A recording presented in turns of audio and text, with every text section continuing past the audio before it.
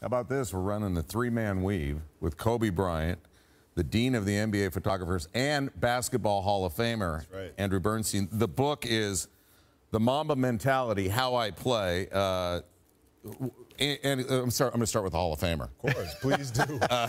Tell me about your relationship with Kobe Bryant. Oh, man. Well, we go back to his rookie year.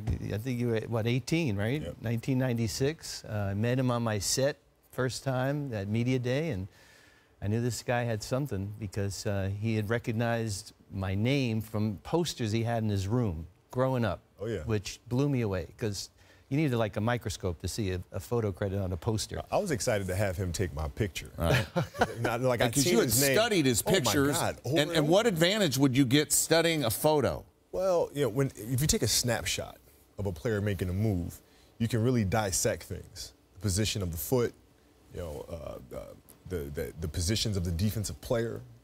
You know, you can break things down. If you're seeing a game move so quickly, a lot of times you can't. Right? So with a still image, you can really pick things apart. What's the reaction been to the book? Over the moon. I mean, it's been off the chart. I mean, seriously, off the chart. I heard you're big in China. I'll put it to you this way. I tried to get some books today from the publisher. They're sold out. That's good. Yeah. Tell me about you had a signing the other day and it was craziness? Well, we had a signing over at Barnes & Noble, and we took pictures of about 500 fans, but there was an additional like 300 that came in, and we just hung out and took pictures with all of them, man. It was great to, see your fans and connect with them.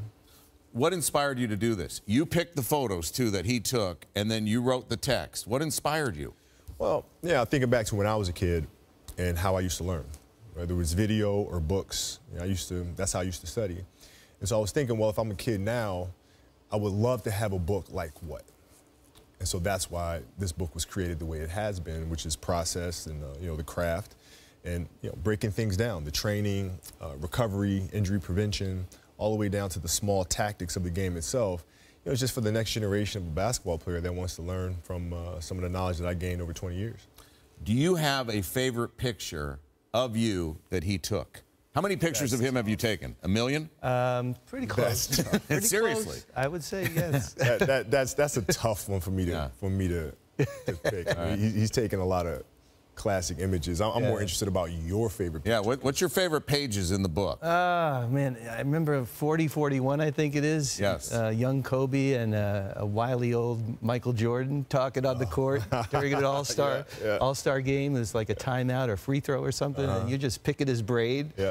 And I think everyone on the planet wanted to know what that conversation was about. So for the first time, he's letting us know what it was about. Yeah.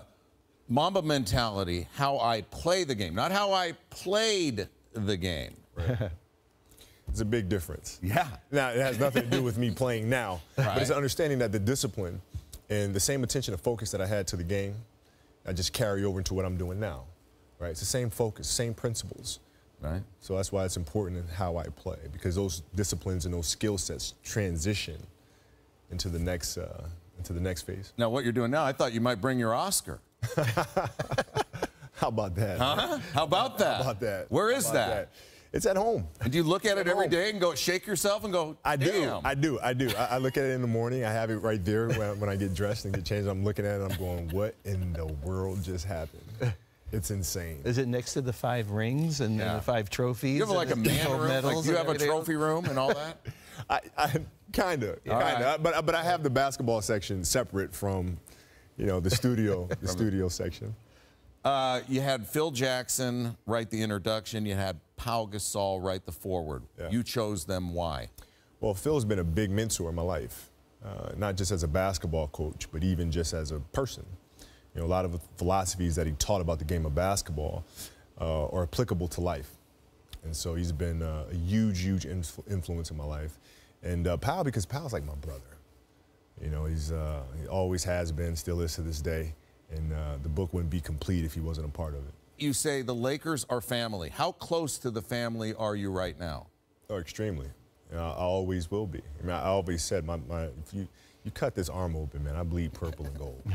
That's never going to change. Okay, how close are you to the newest member of the Laker family? Well, he's part of the Laker family. Right. So when he first came on board, I said, listen, is there anything you need?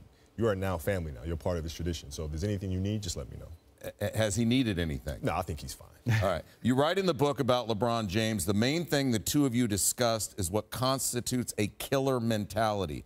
What was your message to him? Well, the message is always to go out there and dominate. Right? There's no let up. And once the game starts and once the practice begins, you're in that mode. Everything's a game 7. When you approach every practice and every game with that kind of mentality, it bleeds into the rest of the guys. And then the rest of the unit has that same approach and that same intensity, but it starts at the top. You got chicken skin on that. All right, you also said when it came to contact, you enjoyed hitting and getting hit more than LeBron, and that impacted your head-to-head matchups. How so? Well, I love posting up. I love the physicality of it, where, he liked playing on the perimeter more, which is interesting because he's 6'10", and 280, but he liked being on the perimeter. I like being down low, and I like banging. So when I get down to the post and I would post him up, I'd love to put my shoulder into his chest. I love to feel it, spin off of him and kind of work that way. As he kind of grew older, you start seeing him going to post up more and bang a little bit more. But when he first came into the league, man, he's just like dancing around on the perimeter. Jerry passed the torch to Magic. Magic passed it to you. Fair to say you've passed it to LeBron? Well, it's funny is none of them passed the torch to any of them, right? Like it's a figurative torch. Yeah, it's a figurative torch. Jerry was here, and then Magic came, and now you have the responsibility and the pressure of the franchise, which is an immense one, right? And you got to win. And then I came on board with Shaq, and we were able to carry on that tradition. And then with Powell, and now it's Bron and Kuz and Lonzo and these guys, and it's their turn to do the same thing, and Ingram. And it's a lot of pressure, but this is what we do. We don't hang division banners. What do the pictures in the book of you and Shaq say about your relationship? Well, Shaq and I now have a great time together. And his son, by the way, is going to be a phenomenal player. I'm looking forward to getting in the gym and working with him a little bit. But Shaq and I's relationship has always been a good one, man. Always been a good one. We've had our moments. Right. But through that friction, we managed to win 3 championships in a row. You speak to that friction a little bit, but say it was never about us. The media made it about us. What did you mean? Well, I mean, when you're playing in a market like Los Angeles, everything becomes magnified. Right? And so it's never really the issue between two people because those things can be solved with a conversation. But when things get hyped up a lot, all of a sudden you have other people intermingling in between. And we weren't mature enough to tell everybody else, shut up. Shut up. I know what to do. I know the right thing to do. We're going to do it. But still in all, man, it was a hell of a journey.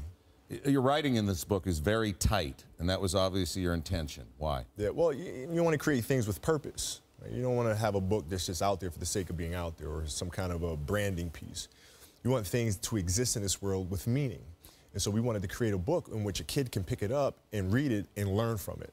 And say, I understand exactly why this section is created this way. I understand why this section is created that way, and I understand why I'm reading it. Andy, do you have a picture of LeBron Laker with Kobe Bryant? Working on that. You're working on that? Working on that. There are some good pictures in the book. You bring up players, and you talk specifically about them. I'm going to start with Michael Jordan. You said a teaching moment. What did he teach you? He taught me a lot of stuff. I mean, he was, a great teacher and mentor for me.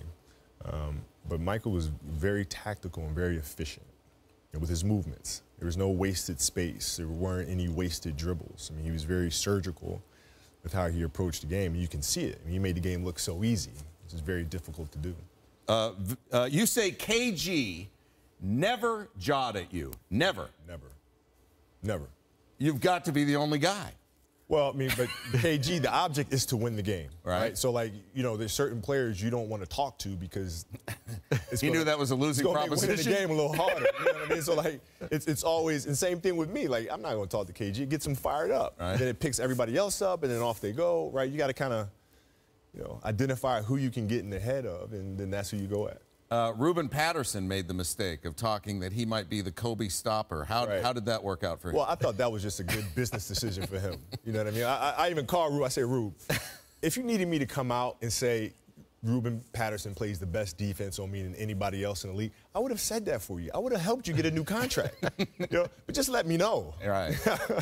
So instead, he got... Well, instead, yeah, I had to torch him. But like if you would have, at least let me know, then I could have helped you out. Right. Yeah. You say Vince Carter brought out the best in you. How so? Well, I was always really competitive with Vince. Vince was a year ahead of me in high school. He's still playing, by the way. Which is unbelievable. I mean, I saw him windmill the other day, which just goes to his insane athletic ability. Yeah. And we played on the same AAU team in high school. We played a tournament together, and I remember how the height that this guy can elevate off the ground was just unbelievable. But he was the #1 shooting guard in that class, and I was coming up behind him. And everybody, Vince. I'm saying, okay, I want to see what this is about, sort of thing. We never got a chance to go head to head. And then when he came to the NBA, that was a great opportunity to do that. Dwayne Wade, you said vanish, and I thought, whoa, Dwayne Wade disappearing, but that's not what you meant. Yeah, he's the hardest player I've ever had to guard off of screen rolls. I mean, this guy was, he gets so low to the ground, and by the time he gets behind that screen roll, he's gone. He's gone. He'll slip through any little crack, and then once he get into the paint, it's like this guy just hits a trampoline and just when he's up in the air and there's nothing you can do about it, right? So the biggest challenge for us was to get our bigs to just try to delay him for 1 second. Just delay him for 1 second so I can get through the screen and then try to square him up and get in front of him. But if he comes off that screen and he's gone, there's nothing you can do about it. How did Clyde Drexler figure into one of your seminal moments, as you say in the book? Well, Clyde the Glide, we were playing a game at the Forum, and I wasn't playing very well in the first half, and I went into halftime, and I was really down on myself, and came out the second half and got going, and wound up having, I think it was like 27 points in 13 minutes or something like that, and it was against Clyde, but I didn't really realize it until after the game, and I'm in the car, and I'm like, that was against Clyde the Glide, man. That was against Clyde Drexler, yeah. Because I grew up studying Clyde, since I was a little kid, man. All of Clyde's footwork, his ability to steal the ball, because he had great hands around the ball. He was a thief around the ball, and now to have that moment against him was like, man, I can really do this. Andre Iguodala, you said he used to give you all sorts of fits. Yeah. How so? That left hand of his, man. He's a thief with that left hand. If you watch him, the way he's playing guys, he's always, as soon as you go up for the shot, he's stripping it down low every single time. And the ones that he doesn't get, he throws the offensive player off because the offensive player is thinking about him stripping that ball loose, right? You watch him play. He's getting guys all the time with that, all the time. And so I had to kind of change my game up a little bit and where I picked up the ball whenever I was playing against him. Iguodala gave you problems. What do you think about what Steph Curry's doing? Well, Steph is being Steph. Right? Listen, I think the thing that makes Steph hard to guard is his rhythm, right? He plays with a broken rhythm, right? You can never really get a feel for when he's going to shoot the ball because he can pick it up quick, he can pick it up late, he can pick it up mid-bounce, right? He can always kind of change the cadence of his game, which makes him very, very unpredictable. Young Kevin Durant, no problem, you said. None. None. That's changed. How was it no problem, and how is it a problem now? Well, he came back one season, and it became the toughest matchup that I've had to deal with in my entire career outside of Tracy McGrady. So what changed? Well, when he first came in the league, he used to kind of shoot across from his face, right? So if I'm able to push him right and cut off his driving angles, then I give myself a great chance of stopping him because it's hard to pull up and shoot going right when you're shooting it from across the side of your face. And then when he came back, all of a sudden that shot moved more to the top of his head. Now he was going right, stopping and popping. Then he could post up, he could turn left shoulder, he could turn right shoulder, and then it became a serious problem. You just mentioned Tracy McGrady. Yeah. He works for us. Magic, you say. I mean, you couldn't say enough good things about him. This dude was unbelievable, man. How so? Unbelievable. Because he could do everything. I mean, I think I told him one time, I said, bro, you could do everything I could do on the court, but you were 6'10". Literally everything. I mean, he had no weaknesses, offensively or defensively. And he was a nightmare to guard. Another fellow we got working for us, Paul Pierce. You said he was one of the toughest fellas you had to guard. Yeah. How so? Well, I mean, he was tough for me to guard, and I couldn't figure out why the hell is he tough for me to guard. You know what I mean? It was like I'm watching film. I'm like, how the hell is he getting by me? I don't get it. Right. I had to sit there and kind of figure it out and try to get down to his timing. But his size, his ability to shoot the ball, and he had a great sense of space.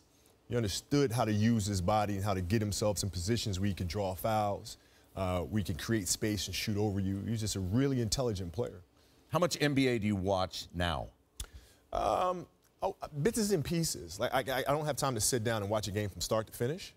You know, so I may be able to catch like a quarter or a half or like the last, 5-8 minutes of a game. But I don't have much of time to kind of sit and watch a game in its entirety.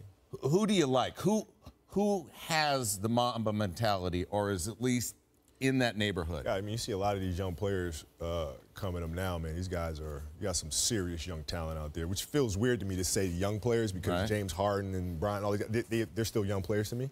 But now you go to the generation beyond that, and talking about the Embiids of the world, right? The Jason Tatums of the world. I mean, these guys can go. They can go, and they want it. When you're not winning Academy Awards and not writing books and not watching a quarter of the NBA, what's keeping you busy? My family, hanging with my family, right. Hanging out with my wife and hanging out with our kids and doing fun things with them. And what about on the business side? Well, on the business side, it's just continuing to create. Right? We have a great podcast that's out now called The Punies, which is about a group of children getting together and playing at a park, and it's about their interaction and learning what competition is all about. And we have more projects that are coming in first quarter next year. And so just staying busy with that and keeping up with my kids at home. How proud are you of the finished product? Oh, extremely proud. Extremely proud. I mean, I just did a book with Andy Bernstein. Like, this is the guy I studied. See how he brought it back around? No, listen, that's a pro. Hey, that's all right. I studied his pictures. The idea for the book came from what I used to do with his photos and his images when I was a kid. I used to look at them and dissect them. Yeah. And so that's why the book is this way, is because I used to do the exact same thing with his images. Listen, you don't have to be a Laker fan. You don't even have to be a basketball fan. You can be a fan of beautiful photography and really compelling commentary on the pictures that Kobe Bryant picked. The book is The Mamba Mentality, How I Play. Andrew Bernstein took the photos. Kobe Bryant, he brought the game.